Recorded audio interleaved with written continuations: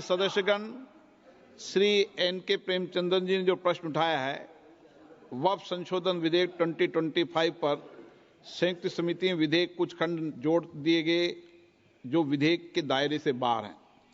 इस विषय पर मैं माननीय सदस्यों का ध्यान कौल और सकदर द्वारा रचित संसदीय पद्धति और प्रक्रिया की ओर आकर्षित करना चाहता हूं कि संयुक्त समिति की किसी भी विधेयक में संशोधन करने की शक्तियां बड़ी व्यापक और विस्तृत है। समिति किसी भी विधेयक में पूर्ण रूप से संशोधन कर सकती है या उसको पूर्णतः नया प्रारूप तैयार कर सकती है तथा विधेयक के सिद्धांत में परिवर्तन किए बिना उसका पूरा नाम और संक्षिप्त नाम भी बदल सकती है। इस प्रकार समिति किसी विधेयक में नए उपबंध सम्मिलित कर सकती है तथा विधेयक की व्याप्ति की समिति कर सकती है।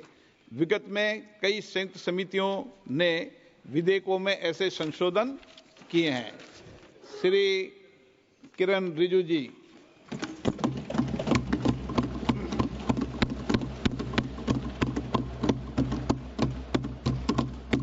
Honorable Speaker, sir, I rise to move the motion for consideration of the Waqf Amendment Bill 2025 and Mussalman Waqf Repeal Bill 2024. अध्यक्ष महोदय जी, आपने जो रूलिंग दिया है जेपीसी के बारे में जिक्र किया है, उसी के साथ साथ जुड़ते हुए एक मिनट किरण जी,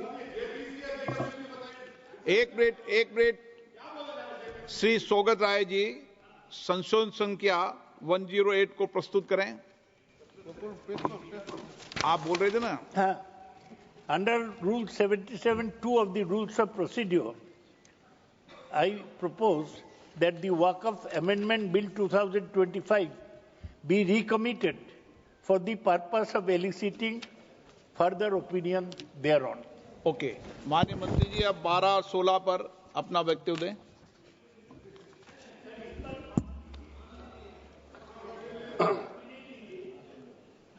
आपका जो जब मैं ओपनिंग करूंगा उसका भी जवाब आएगा और बाकी अमेंडमेंट तो आखिरी में आता ही है।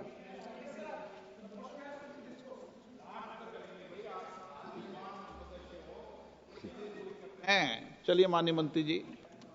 माननीय अध्यक्ष महोदय, हम सबको बहुत डिटेल में जाने का भी आवश्यकता नहीं है। कमेटी के बारे में उसका जिक्र काफी हो चुके हैं, लेकिन मैं इतना कहना चाहता हूं कि जो कमेटी इस बार दोनों सदन लोकसभा राज्यसभा मिला करके ज्वाइंट कमेटी में वक्फ अमेंडमेंट बिल पे जो चर्चा हुई है, आज तक भारत के संसदीय इतिहास में इतना व्यापक रूप से चर्चा, कंसल्टेशन और समय कभी नहीं दिया है। इसलिए मैं जो ज्वाइंट कमेटी में जितने मेंबर्स दोनों सदनों के लोकसभा और राज्यसभा में जो सदस्य उस कमेटी में थे, मेरे तरफ से सरकार की ओर से मैं धन्यवाद देता हूं, अभिनंदन करना चाहता हूं। अध्यक्ष महोदय जी, कुल मिलाकर के 97,27,772 याचिकाएं ऑनलाइन, फिजिकल, मेमोरेंडम के रूप में, रिक्वेस्ट के रूप में और सुझाव के रूप में पूरे तरह से सरकार ने देखा है। वो जेपीसी के माध्यम से हो या डायरेक्ट दिया हो, हमने सब उसको देखा है। इससे बड़ा कभी भी, इससे ज्यादा संख्या में किसी भी बिल के ऊपर में लोगों का याचिकाएं नहीं आया आज तक। कुल मिलाकर के 284 डेलीगेशन ने अलग अलग समुदाय के जो स्टेक होल्डर्स है, उन्होंने कमेटी के सामने में अपने बात को रखा है, सुझाव भी दिया है। 25 स्टेट गवर्नमेंट और यूनियन टेरिटरीज का वक्फ बोर्ड्स ने अपना सबमिशन भी पेश किया गया है।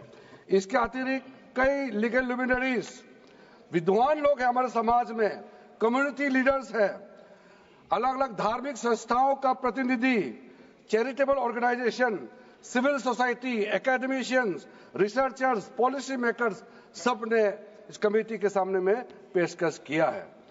उसके साथ साथ मैं कहना चाहता हूं सर, आज जब मैं जो बात रखूंगा आपके सामने में, पिछली बार जब हमने ये प्रस्तुत किए थे बिल को इस सदन में, तब भी मैंने कई बातें बताई थी। आज मैं उसको नहीं दोहराते हुए कुछ बातें मैं जोड़ूंगा, और मुझे अपना बात रखने के बाद सिर्फ उम्मीद ही नहीं, पूरा यकीन है कि जो जो लोग इस बिल को विरोध कर रहे थे, वो हृदय में भी बदलाव होगा। पॉजिटिव सोच के साथ इस बिल में सब समर्थन करेंगे, ये मैं विश्वास के साथ आप आगे अपना बात रखना चाहता हूं। क्योंकि मैं पॉजिटिव नोट से बात रखना चाहता हूं, तो इसलिए एक मेरे जो मन की बात है मैं कहना चाहता हूं, तो इससे अच्छा संदेश जाए। किसी की बात कोई, अध्यक्ष महोदय, किसी की बात कोई बदगुमान ना समझे, इस जमीन का दर्द कभी आसमान ना समझेगा। ये मैं दिल से कह रहा हूं, क्योंकि अच्छा सोच के साथ, बड़ा दिल के साथ, खुले मन से मैं ये प्रस्ताव आपके सामने में पेश कर रहा हूं। सर, कई लोगों ने अपने अपने तरीके से बातें रखी हैं। किसी ने कहा ये प्रावधान अनकॉन्स्टिट्यूशनल है, गैर संवैधानिक है। किसी ने कहा ये इलीगल है, अनलॉफुल है। सर, ये बिल जो हम लोग जिक्र कर रहे हैं कोई नया विषय नहीं है। आजादी से पहले ये बिल, जब पहली बार मुसलमान वक्फ वैलिडेटिंग एक्ट पास किया गया था 1913 में, तब से इसका इतिहास शुरू होता है। उससे पहले प्रिवी काउंसिल ने 1894 में इनवैलिडेट किया था वक्फ अल औलाद को। बाद में उसका प्रॉपर लीगल फॉर्म में 1913 के बाद फिर 1923 में द मुसलमान वक्फ एक्ट लाया गया था, जिसमें अकाउंटिंग और ट्रांसपेरेंसी के बारे में ये जोर उसको देते हुए ये एक्ट पास किया गया था। उसके बाद 1930 में द मुसलमान वक्फ वैलिडेटिंग एक्ट लाया गया है, जो रीइंफोर्स करता है legal validity of the family वक्फ। परिवार में जो वक्फ होता है उसको जोड़ देते हुए ये बिल लाया गया है। उसके बाद आजादी के बाद 1954 में 1954 में वक्फ एक्ट पहली बार आजाद भारत का एक्ट बनी, और उस समय स्टेट वक्फ बोर्ड का भी प्रावधान उसी 1954 एक्ट में प्रावधान किया गया था। उस समय से लेकर के कई संशोधन के साथ में 1995 में व्यापक रूप से ये वक्फ एक्ट बनी है। तो उस समय किसी ने नहीं कहा कि ये एक्ट अनकॉन्स्टिट्यूशनल है, किसी ने नहीं कहा उस समय ये अनलॉफुल है। आज जब हम उसी बिल को सुधार के ला रहे हैं, तब आपको ये अनकॉन्स्टिट्यूशनल, अनलॉफुल का ये शब्द इस्तेमाल करने का आपको ये नौबत कैसे आया? ये सोच क्यों आया? अगर आप सच्चे दिल से सोचते और मन साफ होते तो आप तर्क पे जाते। इस संशोधन बिल में जो जो तर्क है आप उसमें बात कीजिए। आप उसको छोड़ के जो कोई लेना देना नहीं है बिल में, उसका बात आप लेकर के लोगों को गुमराह करने का काम जो किया है उसको मैं शुरू में साफ करना चाहता हूं। अध्यक्ष महोदय जी, 1995 में ट्राइब्यूनल का पहला व्यवस्था किया गया है, ताकि वक्फ बोर्ड का कोई भी निर्णय किसी को अगर पसंद नहीं है या उसको चैलेंज करना चाहता है तो वक्फ ट्राइब्यूनल वहां आप जा सकते हैं। उसका प्रावधान पहले बार हुए हैं, और उस समय यह भी फैसला हुआ कि 5 लाख से ज्यादा आमदनी किसी वक्फ प्रॉपर्टी में है, उसके लिए सरकार एग्जीक्यूटिव ऑफिसर्स अपॉइंट किया जाएगा। ये भी 1995 में शुरुआत की है। अध्यक्ष महोदय जी, ये आज एक ट्रिगर पॉइंट क्यों हुआ है? ये अमेंडमेंट बिल लाने का आवश्यकता सबसे ज्यादा शुरुआत कहां से हुई? मैं संक्षेप में बताना चाहता हूं। 2013 में, 2014 में हम सब चुनाव में गए, और चुनाव में जाने से पहले 2013 में कुछ कदम ऐसे उठाए गए हैं जो आप सुन करके, आप सदस्य के रूप में भी और इस देश का नागरिक होने के कारण आपके दिमाग में यह बात जरूर सवाल उठेगा कि ऐसा कदम क्यों उठाया गया है। सर, 2013 में पहला यह बदलाव हुआ कि इस देश में कोई भी आदमी, कोई भी इंसान, चाहे वो हिंदू हो, मुसलमान हो, सिख हो, ईसाई हो, पारसी हो, बौद्ध हो, जैन हो, वक्फ क्रिएट कर सकता है। सबको मालूम है वक्फ एक मुसलमान का अल्लाह के प्रति अपना एक उसका एक पायस चैरिटेबल रिलीजियस पर्पस के लिए वक्फ क्रिएट किया जाता है, लेकिन उसमें डाइल्यूशन करके 2013 में कोई भी वक्फ क्रिएट कर सकता है। यह प्रावधान सबसे पहले उस समय की यूपीए सरकार ने किया है। दूसरा, आपने सारा वक्फ को स्पेसिफिक कर दिया कि शिया बोर्ड में शिया ही रहेंगे, सुन्नी बोर्ड में सिर्फ सुन्नी ही रहेंगे, और कोई भी बोर्ड हो सिर्फ उनके लोग ही रहेंगे, बाकी कोई उसमें आ नहीं सकता है। ऐसा आपने प्रावधान किया। तीसरा, 2008, सर आप शांति से सुनने के बाद आप जो भी पूछेंगे हमारा रिप्लाई तो आएंगे ही। सर, डिबेट का आखिरी में है, मेरा फिर से रिप्लाई होगा। तो अभी मैं जब शुरुआत में कुछ दृष्टिकोण रख रहा हूं, इसमें कोई हस्तक्षेप ना करे, ध्यान से सुनिए, ताकि हमारा डिबेट का स्तर भी ऊंचा रहे और तर्क भी सामने में आ जाए। सर, एक प्रावधान आया सेक्शन 108। उस सेक्शन 108 में यह लिखा गया है कि वक्फ बोर्ड का जो प्रावधान है इस देश में कोई भी मौजूदा कानून के ऊपर में रहेगा, ओवरराइडिंग इफेक्ट रहेगा। ऐसा आपने कानून बनाया है। इस देश में ऐसा कानून कैसे मंजूर कर सकते हैं अध्यक्ष महोदय जी? हर कानून अपना अपना हिसाब से चलता है, लेकिन एक कानून दूसरे कानून के ऊपर में ओवरराइडिंग इफेक्ट होगा, ये कोई भी मान्यता नहीं दे सकता है। उसके बाद सर, मैं कुछ प्रोपेगेंडा साथ में जुड़े हुए हैं। उससे पहले जो 2013 में मुझे भी बहुत ताज्जुब हुआ कि ये पास कैसे जबरदस्ती करवाया है। 2013 में वक्फ पे यूजर जो आपने प्रावधान डाला, उसके बाद 1970 से एक केस चल रहा था दिल्ली के अंदर में। दिल्ली के अंदर में हमारा सीजीओ कॉम्प्लेक्स है, पार्लियामेंट बिल्डिंग है, कई प्रॉपर्टीज है, और इसको वक्फ बोर्ड, दिल्ली वक्फ बोर्ड ने क्लेम किया कि ये वक्फ प्रॉपर्टीज है। उसके बाद ये केस चल रहा था अदालत में। उस समय यूपीए सरकार ने पूरा सारा जमीन को डी नोटिफाई करके वक्फ बोर्ड को दे दिया। 123 प्रॉपर्टी। अगर आज हम ये संशोधन लेके नहीं आते तो जिस सदन में हम बैठे हैं, ये पार्लियामेंट बिल्डिंग, इसको भी क्लेम किया जा रहा था। एयरपोर्ट, बसंत विहार, और अगर नरेंद्र मोदी जी का सरकार नहीं आते, अगर यूपीए का सरकार कंटिन्यू रहता, तो क्या क्या बिल्डिंग को डी नोटिफाई किया जाना था। 123 प्रॉपर्टी को तो डी नोटिफाई किया। मैं रिकॉर्ड में कह रहा हूं, अपने मन से कुछ नहीं कह रहा हूं, मैं ऑफिशियल रिकॉर्ड का बात बता रहा हूं। अध्यक्ष महोदय, आप काहे को उछल रहे हो? मैं अपने से थोड़ी बोल रहा हूं, जो हकीकत बात को बता रहा हूं। आप आराम से बैठ के सुनिए। आपके दल को और आपको सबको बोलने का मौका मिलेगा। माननीय मंत्री जी, వెల్లువల నిరసన सर, मैं फिर से कह रहा हूं, मैं एक शब्द अपने ओर से नहीं कह रहा हूं, जो घटना है, जो हकीकत है, यही कह रहा हूं। इसमें इनको इसमें इतना उछालने का, उत्तेजित होने का कोई मतलब ही नहीं है। सर, अध्यक्ष महोदय,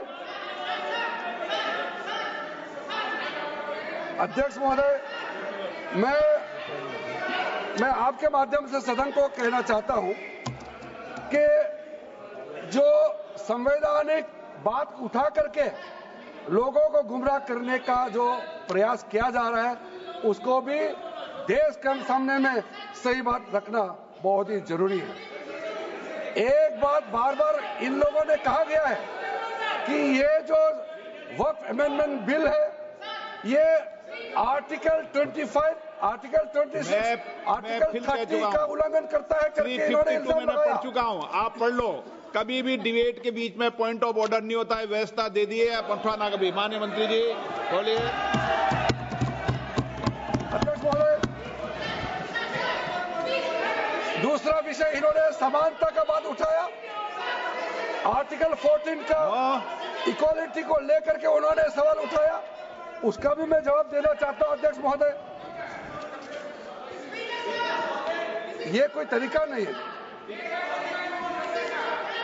माननीय अध्यक्ष की व्यवस्था अंतिम व्यवस्था होती है। बोलिए मंत्री जी आप बोलते जाओ। अध्यक्ष महोदय, क्योंकि मेरा कान खुला हुआ है तो ये डिस्टर्ब हो रहा है मुझे, मैं अभी ये पेन की बात करता हूं। अध्यक्ष महोदय, ये वक्फ बोर्ड का जो काम है, ये बेसिकली वक्फ प्रॉपर्टी को जो संभालने वाले मुतावली और जो वक्फ प्रॉपर्टी को व्यवस्था करते हैं उसको संचालित करने के लिए ये गवर्नेंस का, सुपरविजन का एक प्रावधान है। किसी भी तरीके से वक्फ बोर्ड वक्फ प्रॉपर्टी को मैनेज नहीं करता है। वक्फ बोर्ड वक्फ प्रॉपर्टी मैनेजमेंट में हस्तक्षेप नहीं करता है। आप साफ साफ सुन लीजिए, अगर इसके पास तर्क नहीं है तो इस तरह यहां डिस्टर्ब करके बहस का स्तर को गिराने से कोई फायदा नहीं है सर, ये कोई तरीका नहीं है सर। बोलते जाओ। सर, वक्फ बोर्ड का क्रिएट करना एक जो वाकिफ होता है, जो अपना विलिंगली वक्फ क्रिएट करता मैंने है। व्यवस्था दे दी है, आप जब समय हो तो बोले नो, प्लीज बैठिए। ये तरीका ठीक नहीं है आपका, बैठिए आप। नो, बैठिए। माननीय मंत्री जी, सूची है 2013 की प्रॉपर्टी मैं लाता निकाल बताना सूची मंगा के देता कहते भी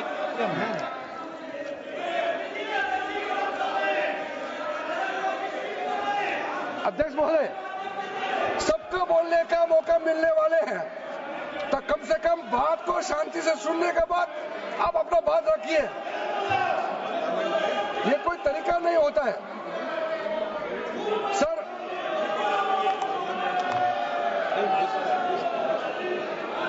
अध्यक्ष महोदय, ये जो उन्होंने गुमराह करने का कोशिश किया गया है, ये मैं कुछ केसेस आपको बताना चाहता हूं सर।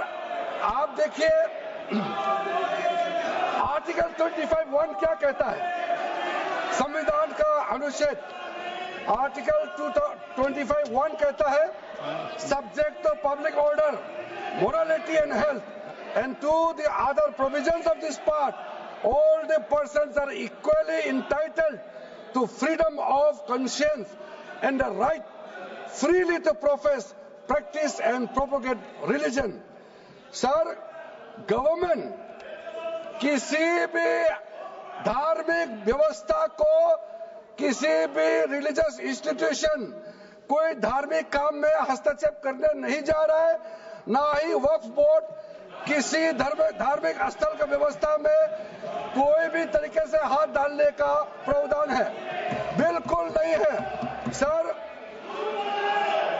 आप अगर हम कोई नमाज, सर ये क्या झूठ बोल रहे हैं, ये कॉन्स्टिट्यूशन, हम कॉन्स्टिट्यूशन का प्रावधान पढ़ रहे हैं फिर भी झूठ बोल रहे हैं, ये कॉन्स्टिट्यूशन को नहीं मानते हैं सर। किसी मस्जिद का मैनेजमेंट को हम हस्तक्षेप करने का कोई इसमें प्रावधान नहीं लिया जा रहा है। एक मिनट माननीय सदस्य, आप भारत की संसद में बैठे हो, गरिमा मर्यादा बनाए रखो, बैठे बैठे टिप्पणी मत करो। हाँ, आपको जब मौका मिलेगा आप अपनी बात कहना, बैठे बैठे टिप्पणी नहीं कर सकते, ये संसद की मर्यादा नहीं है, ऐसे नहीं चलेगा सदन। सदन व्यवस्था नियम से चलेगा। किसी भी व्यक्ति को बैठे बैठे कोई भी सदस्य जो बोल रहा हो उसके बीच में टिप्पणी करने का अधिकार नहीं है। माननीय मंत्री जी। अध्यक्ष महोदय जी, ये वक्फ बोर्ड का जो प्रावधान किसी मस्जिद, किसी मंदिर, किसी धार्मिक स्थल का व्यवस्था का कोई लेना देना नहीं है। ये सिंपली एक प्रॉपर्टी का मैनेजमेंट का विषय है। ये कोई मुसलमान अपना ज़कात देता है, फितरा देता है, उसको हम पूछने वाला कौन होते हैं? ये आपका धार्मिक भावना से जुड़े हुए चीज है, उसमें सरकार का कोई लेना देना नहीं है। लेकिन ये वक्फ प्रॉपर्टी का मामला है, लेकिन वक्फ प्रॉपर्टी का मैनेजमेंट करता है, मुतवालिज करता है। ये आपको इतना बेसिक ये फर्क जो है अगर समझ में नहीं आते या जानबूझ करके आप नहीं समझना चाहते हैं तो मेरे पास इसका कोई इलाज नहीं है। अध्यक्ष महोदय जी, ये आपके माध्यम से मैं फिर से कहना चाहता हूं कि ये सर क्या ये ऐसा बहस नहीं होता है जी। आप लोग का तर्क रखने का समय में बोलिए, ये बीच में कमेंट पास करने से सर हमारा पॉइंट का फ्लो भी बिगड़ता है और आवाज भी ठीक नहीं हो, अब आवाज भी ठीक से नहीं जाएगा। आप क्या चीज को जवाब देंगे सर? इसमें मैं कई ऐसे केसेस है जिसको मैं रेफर कर सकता हूं, लेकिन सदन में 3 केसेस का मैं रेफर करूंगा तो दूध का दूध, पानी का पानी हो जाएगा कि ये धार्मिक व्यवस्था से कोई लेना देना नहीं है। आपको मैं पहला एग्जांपल देना चाहता हूं, सैयद फजल पकुया Thangal versus union of India. इसमें क्या केरला हाईकोर्ट का फैसला है। केरला हाईकोर्ट ने कहा the Waqf board is a statutory body, pure and simple, it is not a representative body of the Muslim community. यह हाईकोर्ट का ऑर्डर है। उसके बाद इलाहाबाद हाईकोर्ट का ऑर्डर भी सुन लीजिए, Hafiz Mohammad Zafar Ahmad versus UP central Sunni board of Waqf का जजमेंट सुन लीजिए। A mutawalli's right is purely a right of management of the property and is not a proprietary right. The duties of a mutawalli are purely of a secular character. His duties are not of a religious character. इतना clear cut ruling है। तीसरा, तिलकायत श्री गोविंद लाल जी महाराज versus state of Rajasthan. इसमें high court ने क्या कहा, supreme court ने क्या कहा, right to manage the properties of the temple. अब देखिए मंदिर का भी इसमें एग्जांपल लिया गया है। Right to manage the properties of the temple is purely a secular matter and can not be regarded as a religious practice. Properties of temple नहीं, टेम्पल का जो प्रॉपर्टी है। उसी प्रकार से आप बार बार कहना कि मुसलमानों का अधिकार में गैर मुसलमान कैसे आ रहा है, ये तर्क ही नहीं बनता है। आप ये आज से ये बात बोलने के लिए बंद कीजिए। सर 2013 में जो काम किए गए हैं उसमें मैं एक चीज जिक्र करना चाहता हूं। इलेक्शन आने वाला था, बहुत ही कम दिन बच गए थे, इलेक्शन कोड ऑफ कॉन्डक्ट लगने ही वाला था। हम सबको मालूम है अप्रैल और मई में चुनाव हुआ था। 5 मार्च 2014 को उस समय के यूपीए सरकार ने 123 प्राइम प्रॉपर्टीज को जो housing and urban development ministry के तहत आता है उसको आपने दिल्ली वक्फ बोर्ड को ट्रांसफर कर दिया। क्या जरूरत था? कुछ दिन बाकी था चुनाव होने के लिए, आप इंतजार तो करते। आपने सोचा ये करके वोट मिलेंगे, लेकिन आप तो चुनाव तो हार गए, तो फायदा क्या हुआ? ऐसा काम करने से वोट नहीं मिलता है। इसलिए लोग इंटेलिजेंट है, हमारे देश के लोग समझदार है, इसलिए वोट बैंक का राजनीति के बिना हम अच्छे सोच के साथ में आज इस सदन में फिर से आए हैं। कुछ एनोमलीज है इस बिल में, तो इसको बदलना जरूरी था। मैंने एक पहले भी इसका जिक्र किया था कि आपने कहा कोई भी हिंदुस्तानी कोई भी भारतीय वक्फ क्रिएट कर सकता है।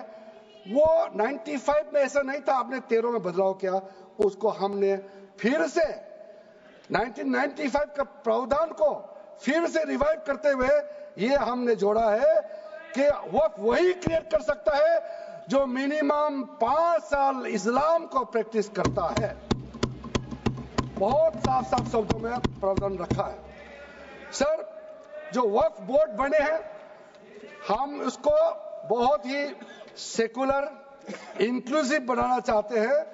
आपका पुराना प्रावधान को हटा करके अब हमने कहा है कि वक्फ बोर्ड में शिया भी रहेंगे, सुन्नी भी रहेंगे, बोहरास भी रहेंगे, आगा खानिस भी रहेंगे, मुसलमानों में जो बैकवर्ड है, पिछड़े लोग हैं वो भी रहेंगे, और साथ साथ में महिला भी रहेंगे और एक्सपर्ट नॉन मुस्लिम भी रहने का प्रावधान रखा गया है।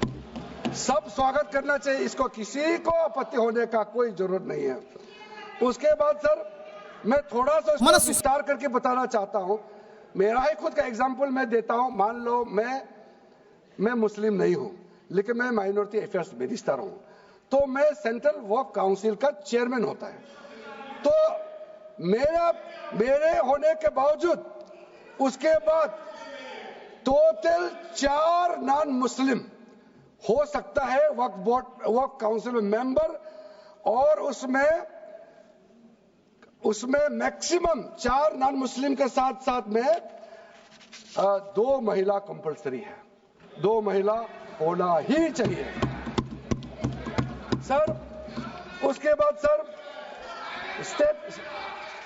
स्टेट अभी आप पूरा वक्फ बोर्ड देख लीजिए, महिला कहाँ है?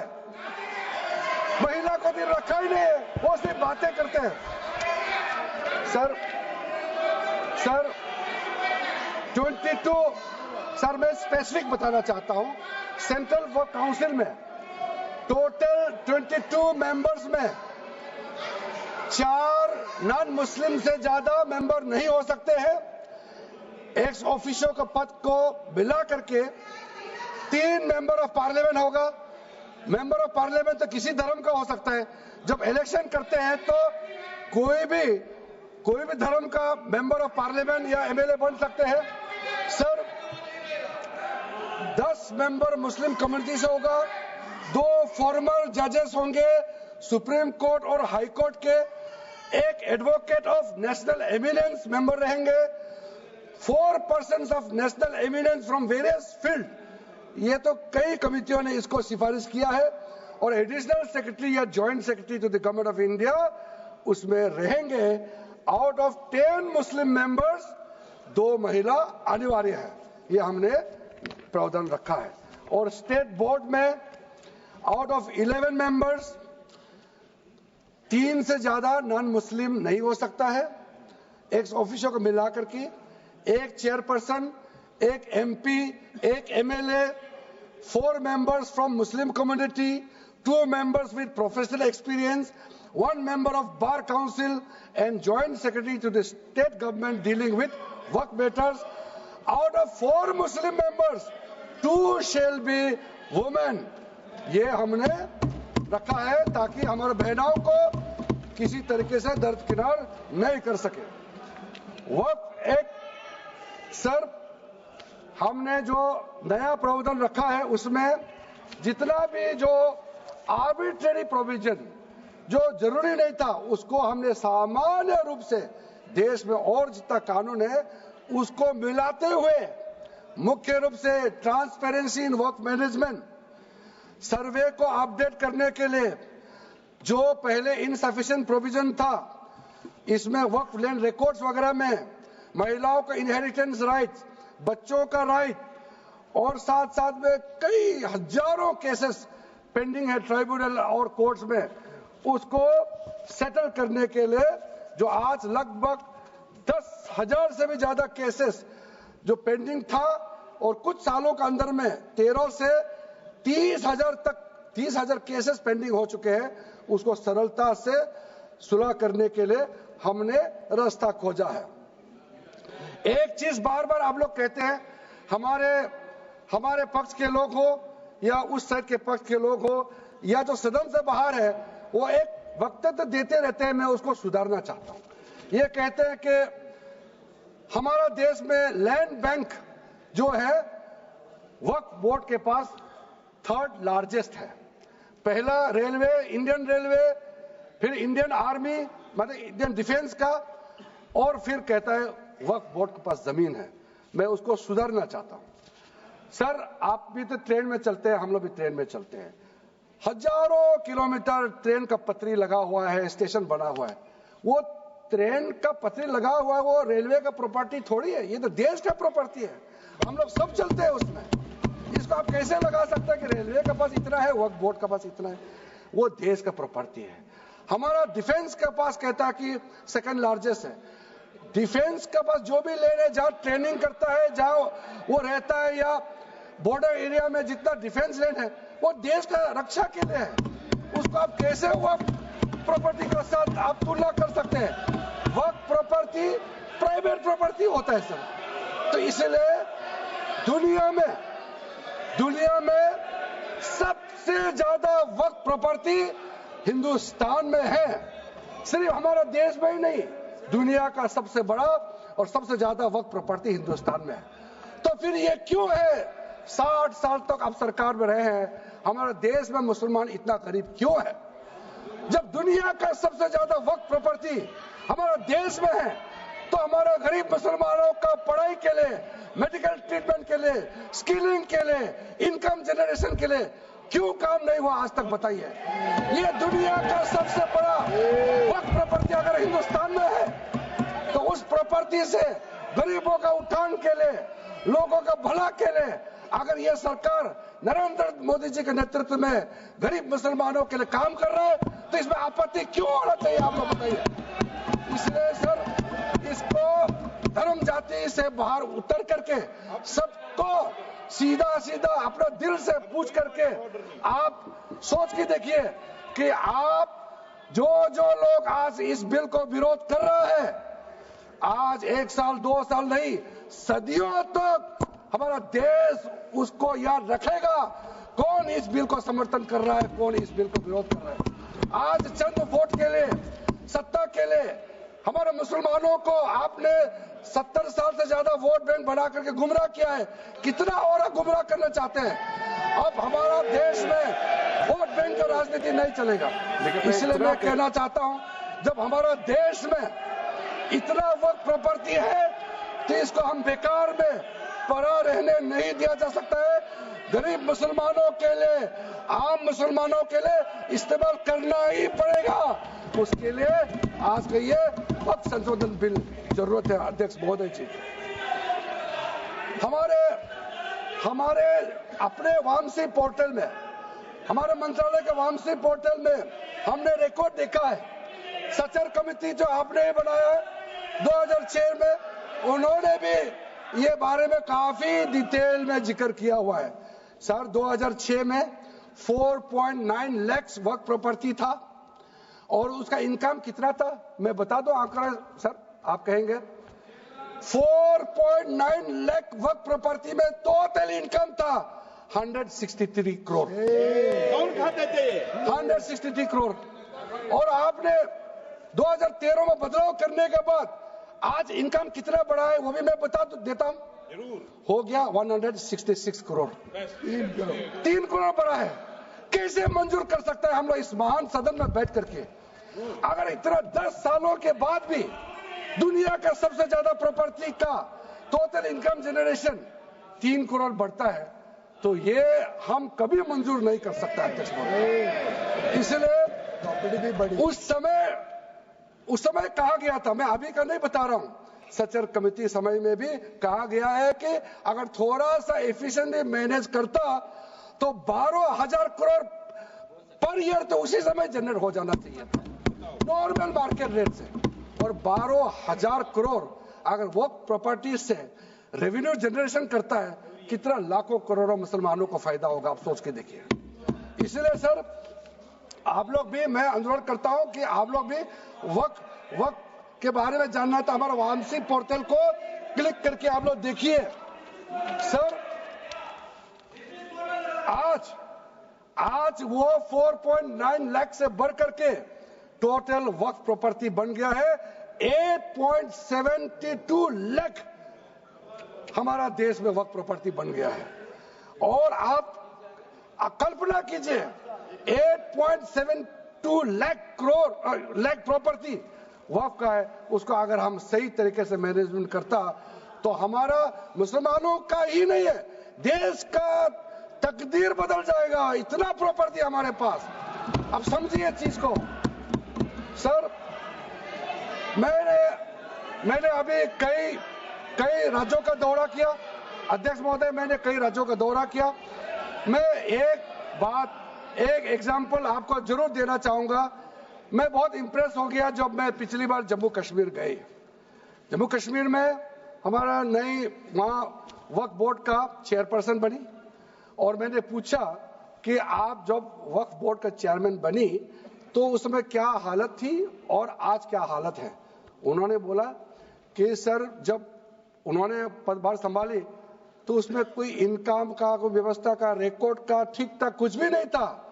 और उन्होंने आने के बाद 40 करोड़ रेवेन्यू इनकम उन्होंने जनरेट करना शुरू किया, मुझे बताया। और उसके वजह से वह काफी अच्छा काम कर रहा। मैं हजरत बल श्राइन भी गए और वहां भी मरम्मत चल रहे हैं। इतना पुराना श्राइन है, दुनिया के लोग आते हैं, बहुत खूबसूरत से उसका सारा आसपास का ब्यूटिफिकेशन का काम भी चल रहा है। अगर अच्छा काम करेगा, रेवेन्यू बढ़ेगा तो सबका फायदा होगा सर। इसलिए सर आप लोग आज बिल को समर्थन करने के बाद मेरे ऑफिस में आइए, 1 साल के अंदर में इसका ट्रांसफॉर्मेशनल इंपैक्ट क्या होता है मैं ही आप लोगों को बता दूंगा। सर वक्फ अमेंडमेंट जो बिल लाए हैं उसमें जेपीसी का कई रिकमेंडेशन है जिसको हमने समर्थन किया है और एक्सेप्ट किया। हमने यह इस बिल में लाया। इसलिए बोलना कि जेपीसी का आपका कमेटी का बात को माना ही नहीं है, आपका कमेटी का बात नहीं सुना गया है, वो गलत बात है सर। अध्यक्ष महोदय जी, पार्लियामेंट्री कमेटी जब बनता है तो उसका एक अपना सैंक्टिटी होता है और उस कमेटी में खुले बहस हुए हैं। उसमें मैं अंदर जाना नहीं चाहता हूं क्या हुआ है, लेकिन उनके बीच में कई ऐसे मुद्दे हैं जो हम लोग सरकार समझते हैं कि बहुत अच्छा सुझाव आया है, हमने उसको माना है। और कुछ छोटा अमेंडमेंट है जो बहुत जरूरी चीज है, वो अमेंडमेंट भी हम लेकर के आए हैं। इसके बाद जो पूरा ये सारा व्यवस्था देखने के बाद सबके मन में उम्मीद जागेगा। उम्मीद इसलिए जागेगा कि एक नए सवेरा आने वाला है, इसलिए नए एक्ट का नाम भी उम्मीद हो गया है। तो उम्मीद क्यों हुआ है सर, मैं आपको बताना चाहता हूं। ये जो unified Waqf management, empowerment, efficiency and development, full form उम्मीद है, इसका रखने का पीछे कारण है सर। ये उम्मीद क्यों है? अब ये यूनिफाइड वक्फ मैनेजमेंट पूरा रजिस्ट्रेशन से लेकर के म्यूटेशन, इंक्रोचमेंट का विषय, सर्वे, कलेक्टर का रोल, सारा विषय को मिला करके मैनेजमेंट का पूरा सिस्टम को ही बदलने के लिए हमने काम शुरू किया है। उसके बाद एम्पावरमेंट, कैसा एम्पावरमेंट होने वाला है? मैंने पहले भी जिक्र किया, मुसलमानों में भी जो शियास हैं, सुन्नीस हैं, बोरास, आगाकानीस, पसमानदा मुस्लिम्स है जिसको बैकवर्ड माना जाता है, और विशेष करके महिलाएं और बच्चों के लिए जो हमने प्रावधान रखा है, तो ये मुसलमान का कम्युनिटी के अंदर में इतना जोरदार स्वागत हो रहा है। अध्यक्ष महोदय, यहां में कुछ मेंबर विरोध जरूर कर रहे हैं, लेकिन मैं कुछ मेंबर को मेरे घर में मैं न्योता देना चाहता हूं। और जो मुस्लिम डेलीगेशन मेरे घर में आ रहे हैं, स्वागत कर रहे हैं इस बिल को, उसका भी नजारा आप लोग देख लीजिए। आपका सोच बदल जाएगा। आपको नहीं मालूम मुसलमानों में कितना भयंकर समर्थन कर रहा है इस बिल को लेकर के, आप लोग को मालूम ही नहीं है। करंट अंदर में गरीब मुसलमानों का तो संदेश बार बार आ रहा है कि जल्दी पास कीजिए इस बिल को। इसलिए आप लोग संदेह में मत रहिए। एफिशिएंसी को हमने बढ़ाने का काम किया है, टेक्नोलॉजी का उपयोग करते हुए सेंट्रलाइज्ड डेटाबेस होगा, डिजिटल पोर्टल होगा, कोई छुप के अंधेरे रातों में वक्त क्रिएट नहीं कर सकता है। इसका पूरा रजिस्ट्रेशन का प्रावधान है, ट्रैकिंग होगा, निगरानी रखा जाएगा, कंप्लायंस का प्रावधान है और जो मैनुअल हाथों से जो गलत होगा उसका भी करेक्शन करने का प्रावधान है। ब्यूरोक्रेटिक डिले होता है उसका भी समाधान हमने पूरा बिल में तरीका बना के रखा हुआ है और आखिर में इसका ऑडिट प्रॉपर होना चाहिए। तो ऑडिट का भी प्रावधान हम लोग राज्य सरकार को ऊपर में छोड़ा है, क्योंकि आखिर तो सर ये सारा प्रॉपर्टी का अथॉरिटी राज्य सरकार का है। बोर्ड का अपॉइंटमेंट भी राज्य सरकार को करना है, केंद्र सरकार का कोई रोल नहीं है। लैंड स्टेट सब्जेक्ट है, सारा राज्य सरकार को ही करना है। इसलिए राज्य सरकारों को हम फुल अथॉरिटी देने के साथ साथ हमारा जो मंत्रालय है वो ऑनलाइन हमेशा जुड़ा रहेंगे कि जो वक्त प्रॉपर्टी क्रिएट किया गया है उसका स्टेटस है वामसी पोर्टल से मिला करके हम लगातार टच में रहेंगे। इसलिए कोई इसमें ये नहीं सोचना है कि सेंट्रल गवर्नमेंट कोई एक्स्ट्रा पावर हड़पने जा रहा है क्या, बिल्कुल सोचने का नहीं है। ये टोटली स्टेट गवर्नमेंट का अधीन है और राज्य सरकारें ही इसका निगरानी में आगे काम करना है। उसके बाद सर जो पर्पस के लिए वर्क क्रिएट किया जाता है, बेसिकली 3 पर्पस होता है, रिलीजियस, चैरिटेबल एंड पायस। उसका हो रहा है कि नहीं हो रहा है और इनकम जनरेशन खास करके जो वेलफेयर काम है उसका हो रहा है कि नहीं हो रहा है, इसका भी इफेक्टिव गवर्नेंस का प्रावधान हमने रखा हुआ है। और साथ साथ सर मैं आपको इस उम्मीद के साथ साथ ये कहना चाहता हूं कि जो रिफॉर्म्स हमने जो लाए हैं और साथ साथ में जो प्रावधान कुछ बदलाव हमने आपको बहुत शॉर्ट में बताया, क्योंकि डिटेल में तो मैं रिप्लाई तो करूंगा ही। इसमें अगर आपको लगता है कि हमको अगर इनकम जनरेशन करने के लिए वक्त प्रॉपर्टी को बेहतर इस्तेमाल करने के लिए क्या करना चाहिए, जब हम इसका सबऑर्डिनेट लेजिस्लेशन के माध्यम से रूल्स बनाएंगे, आपका सुझाव हम खुले दिल से स्वागत करेंगे। क्योंकि आखिर तो प्रॉपर्टी देश का है, किसी का भी हो, उसको अगर अच्छा से चलाना है तो आप सुझाव देंगे तो हम तो पूरा वेलकम करेंगे उसमें। इसलिए आज मैं मेंबरों के साथ साथ जो कई दरगाह है, कई मस्जिद के इमाम है, कई लोग जो मुझे मिले उन्होंने भी बहुत अच्छा सुझाव दिया है। उसको डिटेल में मैं यहाँ कहना नहीं चाहता हूँ, लेकिन हम रिकॉर्ड में रखा है। कई अच्छे अच्छे सुझाव हमारे पास आए हैं, वो भी हमने नोट करके रखा है। एक इंपॉर्टेंट पॉइंट को मैं अब आपके सामने भी रखना चाहता हूं। ये जो हमने एक डेफिनेशन में जो बदलाव लाया है, इस डेफिनेशन में बदलाव का सबसे बड़ा मतलब ये है कि मुसलमानों में भी जो वक्फ के अंदर में अपना प्रॉपर्टी, वक्फ प्रॉपर्टी इस वक्फ बोर्ड के प्रावधान से गवर्न करना चाहते हैं, मोस्ट वेलकम है। अगर वो ट्रस्ट के माध्यम से अपना प्रॉपर्टी का अलग तरीके से वर्क करना वो चलाना चाहता है, मैनेज करना चाहता है, उसके लिए भी छूट दिया गया है। तो इसमें जो आप लोग बार बार कहते हैं कि वक्फ बोर्ड में गैर मुसलमान कैसे आ रहा है, इसका मैं छोटा सा एग्जांपल देना चाहता हूं। अभी हम लोग किसी धर्म, किसी जाति का हिसाब से तो हम एमपी नहीं बने हैं, हम तो ऐसे सिटीजन होकर के एमपी बने हैं। तो अगर मेरा कॉन्स्टिट्यूंसी वाला हमको कहेंगे कि किरण रिजिजू मेरा यहाँ नहीं आ सकता है, हमारा धर्म और तुम्हारा धर्म अलग है, तो कैसे होगा? मैं तो एज ए एमपी मेरे पास अथॉरिटी है, मैं जा सकता हूँ। उसी प्रकार से आपका ट्रस्ट है, ट्रस्ट को चलाता है चैरिटी कमिश्नर। तो ट्रस्ट वाला कैसे कहेंगे कि चैरिटी कमिश्नर मेरा जात का ही होना चाहिए? चैरिटी कमिश्नर तो गवर्नेंस को संभालने के लिए है, चलाता तो ट्रस्ट है। उसी प्रकार से आप कैसे कह सकते कि मेरा वक्फ प्रॉपर्टी को देखने के लिए वक्फ बोर्ड में गैर मुसलमान नहीं हो सकता है? आप कैसे कह सकते हैं? ये तर्क को आप थोड़ा गहराई से सोचिए, क्योंकि ये बार बार कहा गया है, मैं नाम नहीं लूंगा, वो बाद में तो बोलेंगे हमारे कुछ लोग हैं कि मुस्लिम का अफेयर्स में नॉन मुस्लिम क्यों आ रहा है। अरे ये धार्मिक व्यवस्था से कोई लेना देना नहीं है, मैं बार बार कह रहा हूं। इसलिए ये प्रॉपर्टी है, वक्फ प्रॉपर्टी है, आप लोग इसको समझिएगा। उसके बाद सर ये जो हमने जो 2013 के बाद कुछ बदलाव जो किए हैं, वक्त बाय यूजर में कुछ लोग ने शंकाएं व्यक्त किया है, कह रहा कि वक्त बाय यूजर हटाने के बाद अब सरकार जो है मस्जिदें छीन लेंगे, दरगाह छीन लेंगे, मुसलमानों का प्रॉपर्टी छीन लेंगे, ऐसे बोलते हुए मैंने सुना है। इस तरह का कई जगह में बोला है। मैं इसमें साफ साफ कहना चाहता हूं, हम लोग सब हर किसी ना किसी राज्य से आते हैं। We all belong to each and every part of our country. We are together. We may belong to different states and union territories. We are all Indian.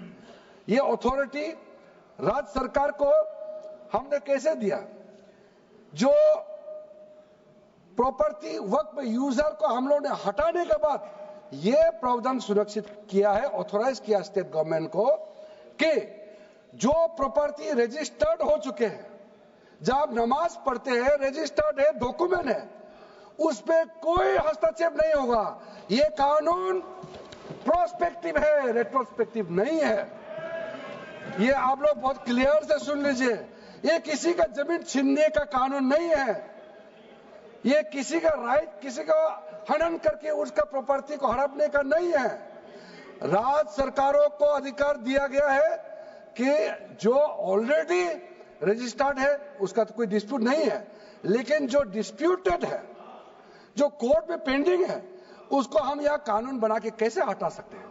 Court का पावर को तो हम ले नहीं सकते सर। इसलिए यहां बार बार ये लोग माइक बजा बजा करके झूठ 100 बार भी बोलो, कुछ होने वाला नहीं है। सिटीजनशिप अमेंडमेंट बिल जब लाया गया था, वही लोग हैं जिन्होंने कहा था कि सिटीजनशिप अमेंडमेंट बिल पास होकर एक्ट बन जाएगा तो मुसलमानों का हक छिन जाएगा, उनका नागरिकता खत्म हो जाएगा।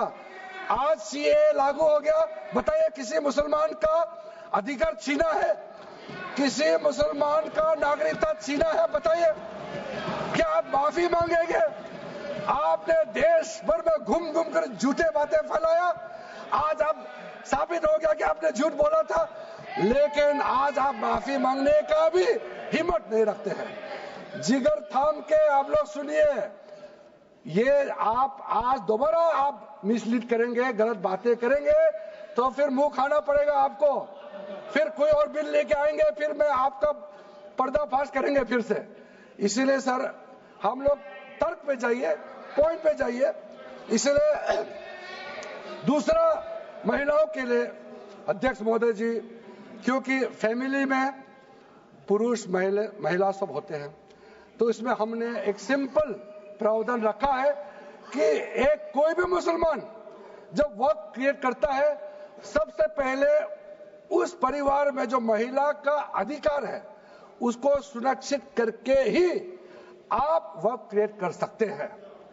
नहीं तो पहले ऐसे होता था, वर्क क्रिएट कर दिया, आपका बच्चों का अधिकार खत्म हो गया, महिला का अधिकार खत्म हो गया। आप वर्क उसी प्रॉपर्टी को क्रिएट कर सकते हैं जो आपका हकदार है, जो आपका 100% हिस्सा है, उसी को ही आप वर्क क्रिएट कर सकता है। बच्चों का और महिला का अधिकार नहीं छीन सकता है। ये बहुत बड़ा रिफॉर्म है। मुसलमानों में अगर वो चाहते हैं कि महिला आगे ना बढ़े तो ये लोग इसको विरोध करेंगे, लेकिन जो थोड़ा प्रोग्रेसिव सोचने वाले, जो थोड़ा बारीकी से अगर सोचेंगे तो कितना गलत बात है कि समाज में महिलाओं को दबाने का काम करते हैं और यहाँ जोर जोर से बोलते हैं। अध्यक्ष महोदय जी, सारा मैनेजमेंट जो सरकार का जमीन या प्राइवेट का जो जमीन है, इसका कलेक्टर को इन्होंने कमेटी के माध्यम से सुझाव किया है कि हर चीज कलेक्टर को क्यों ऑथोराइज किया गया है। तो कमेटी के बात को माना है कि कलेक्टर से ऊपर कोई भी अधिकारी, कलेक्टर से ऊपर जो अधिकारी है वो देखेंगे सरकारी जमीन और कोई डिस्प्यूट है वक्फ बोर्ड के साथ या किसी मुतावली के साथ डिस्प्यूट है, उसका जांच कलेक्टर के ऊपर अधिकारी करेंगे। ये कमेटी ने सुझाव दिया था और उसी को मान करके आज इस सदन में पेश किया जा रहा है। एक महत्वपूर्ण सुझाव हम लेके आ रहे हैं, अमेंडमेंट लेके आ रहे हैं, इसमें मैं मानता हूं कोई विरोध नहीं करेगा। ये इसमें शुरू में छूट गया था, मैं सर खुले दिल से आपको कहना चाहता हूं, लेकिन बहुत सोच समझ के साथ ये प्रावधान अमेंडमेंट हम लेके आ रहे हैं कि जब आप वक्फ प्रॉपर्टी क्रिएट करेंगे तो ऐसा नहीं होना चाहिए कि आप ट्राइबल एरिया में जाकर के आदिवासी का जमीन को आप वक्फ क्रिएट कर दें, ये नहीं होना चाहिए। इसलिए हमारा देश के आदिवासियों का संरक्षण को ध्यान में रखते हुए शेड्यूल 5 और शेड्यूल 6 में आप वक्फ प्रॉपर्टी क्रिएट नहीं कर सकते हैं। ये एक महत्वपूर्ण अमेंडमेंट लेकर आया है। डिटेल में अब आगे अध्यक्ष महोदय आपको मैं बताऊंगा। वक्फ ट्राइब्यूनल के बारे में सर मैं संक्षेप में, अभी फ्लोर खुलने वाले हैं, मैं आपके हाथ फ्लोर छोड़ने वाले हैं, तो मेरा जो वाइंड अप को आप ध्यान से सुन लीजिए। जो ट्राइब्यूनल है, ट्राइब्यूनल में 2 मेंबर का हमने प्रस्ताव रखा था, तो कमेटी ने कहा कि 2 मेंबर ठीक नहीं है, इसमें 3 मेंबर होना चाहिए। ये प्रस्ताव भी मंजूर किया गया है। तो वक्फ ट्राइब्यूनल में 3 मेंबर होगा फिक्स टेन्योर का साथ, और उसमें आज टोटल लिटिगेंट्स 14,417 केसेस है। आप सोच के देखिए, तो ट्राइब्यूनल में जल्दी जल्दी केस डिस्पोज हो। 3 मेंबर्स का ट्राइब्यूनल बनाया गया है। उसके बाद में उसका टेन्योर को फिक्स किया गया है। उसके बाद में जो एक बहुत स्ट्रिंजेंट प्रोविजन था, पहले ऑटोमेटिक अपील करने का राइट नहीं था, स्पेशल रिव्यू पिटीशन ही कर सकते थे ट्राइब्यूनल के ऑर्डर के बाद। तो आज हमने एक अच्छा सोच के साथ खुला मन से ये कहा है कि अब अगर आप वक्फ बोर्ड का निर्णय से खुश नहीं है, वक्फ ट्राइब्यूनल का निर्णय से खुश नहीं है, तो आप अदालत जा सकते हैं। ये रास्ता भी हमने खोल दिया है। उसके बाद सर कंट्रीब्यूशन, एनुअल कंट्रीब्यूशन, ये भी आपका ही सुझाव था कमेटी वालों का कि जो कंट्रीब्यूशन देते हैं वक्फ बोर्ड मुतावली जो देते हैं उसको घटाना चाहिए, तो उसको 7% से 5% घटा दिया है, ताकि ज्यादा पैसा आप चैरिटेबल पर्पस के लिए खर्चा कर सके। तो अच्छा जो प्रॉपर्टी मैनेज करता है वो तो सरकार को शाबाशी देंगे। उसके बाद एक बहुत ही महत्वपूर्ण प्रावधान है जो हमको रखना पड़ा, आपने लॉ ऑफ लिमिटेशन को इस वक्फ बोर्ड का प्रावधान से हटा दिया था, इसको हमने लगाया है। तो अब तो मालूम है the limitation act of 1963 will now apply to the work property claims from the date of commencement of this act, aiming to reduce prolonged litigation। ये बहुत बड़ा मैं मानता हूं एक कदम उठाया है। और जो सेक्शन 40 सबसे ड्रैकोनियन प्रोविजन इस एक्ट में था, तो सेक्शन 40 था। सेक्शन 40 के तहत वक्फ बोर्ड, आप लोग बार बार कहते ना ये ऐसा नहीं है, ऐसा ही है। सेक्शन 40 में किसी भी जमीन को आप वक्फ प्रॉपर्टी डिक्लेयर कर देता था, वो प्रॉपर्टी को हमने हटा दिया है। वो कोई भी जमीन को वक्फ प्रॉपर्टी डिक्लेयर करके फिर किसी गरीब के लिए नहीं करना है। वो लोग, कुछ लोग, चंद लोग अपने के लिए, अपने फायदा के लिए इस्तेमाल करते हैं। ओवैसी मैं तो नाम नहीं लूंगा, लेकिन सर ये प्रावधान को इतना मिसयूज हुआ, इसलिए तो इतना लाखों प्रॉपर्टी की संख्या बढ़ गई। अब किसी प्रॉपर्टी को कैसे आप क्लेम कर सकते हैं? इसलिए इस सेक्शन 40 की वजह से, अध्यक्ष महोदय जी, इस सेक्शन 40 की वजह से कई मुद्दे इस देश में आया है। आज पूरा हमारा देश का क्रिश्चियन कम्युनिटी, जो कैथोलिक चर्च काउंसिल के लोग, भारत चर्च ग्रुप के लोग, केरला में हो या देश भर में, आज पुकार के क्यों कह रहा है कि वक्त संशोधन बिल जल्दी पारित होना चाहिए। वो इसलिए कि सेक्शन 40 का मिस यूज होता था। सर आप सोचिए, केरला का एमपी, तमिलनाडु का एमपी लोग तो सोचिए, अगर आपने गलती से इस बिल का विरोध कर दिया तो आप क्या विरोध झेलना पड़ेगा बाहर में, आप कल्पना कीजिएगा। अभी से आप सोचिए, मैंने पिछली बार भी बताया सुरेंद्रेश्वर टेम्पल के बारे में, तो आपको बताया जब बाकी कोई धर्म ही नहीं था तब ये सुरेंद्रेश्वर टेम्पल था। तिरुचेंथुराई विलेज तमिलनाडु में उसको वक्त डिक्लेयर करने के बाद कर्नाटका में तो हजारों एकड़ का इशू है। फिर सर हरियाणा में जतलाना विलेज यमुनानगर में सिख गुरुद्वारा का जो जमीन है, कभी वहां मस्जिद भी नहीं था, कभी वहां मुस्लिम का सेटलमेंट का भी रिकॉर्ड नहीं था, उसको भी वक्फ डिक्लेयर कर दिया था। उसी प्रकार से केरला का मुनम्बम का जो इशू है वो तो अभी सब जान ही रहा है कि 600 क्रिश्चियन फैमिलीज का जो जमीन को वक्फ बोर्ड ने वक्फ डिक्लेयर कर दिया है, चर्च का भी कर दिया और आगे जाने का रास्ता भी बंद कर दिया था। अगर हम ये बिल पारित कर दिया, उसका अपना जमीन वापस मिल जाएंगे गरीबों का, किसानों का। ऐसे चीजों में आप लोग भी समर्थन करना चाहिए।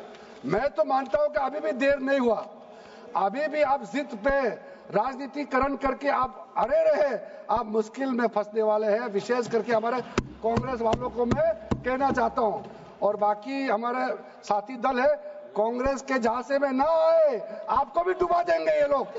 इस बिल को विरोध करके बहुत बड़ा नुकसान होने वाला है। आप ध्यान से सुनिए अध्यक्ष महोदय। इसलिए अंत में सर, क्योंकि मैंने कहा है कि मैं आखिरी में जवाब दूंगा, तो हम लोग आगे भी इस पार्लियामेंट को भी वक्त डिक्लेयर ना कर दे, हम लोग आराम से भविष्य के लिए और अच्छा काम करें। मैंने पॉजिटिव बात में अपना बात को रखा है। अंत में मैं अपील करके अपना बात को समाप्त करना चाहता हूं। इसी लाइन के साथ मेरी हिम्मत को तो सराहो। देखिए मैं कितना हिम्मत के साथ बोल रहा हूं। मेरे हिम्मत को तो सराहो, मेरे हमराही बनो। मैंने एक शम्मा जलाई है हवाओं के खिलाफ। आप लोग जब इस बिल को समर्थन करेंगे, मैं हमारे वरिष्ठ नेता सब सदन में बैठे हम लोग सुन रहे हैं, मैं अपने आप को बहुत भाग्यवान मानता हूं, मैं भाग्यशाली हूं। प्रधानमंत्री नरेंद्र मोदी जी ने मेरे जैसे एक साधारण सदस्य को इतना पुण्य काम करने का मौका दिया है, इस बिल को यहाँ रखने का मौका दिया है। करोड़ों करोड़ों गरीब मुसलमान बहने दुआ देने वाला है। दुआ में अकेला क्यों लूं, ये दुआ आप भी लेना चाहिए। इस बिल को समर्थन कीजिए, ये मेरा अनुरोध है अध्यक्ष महोदय।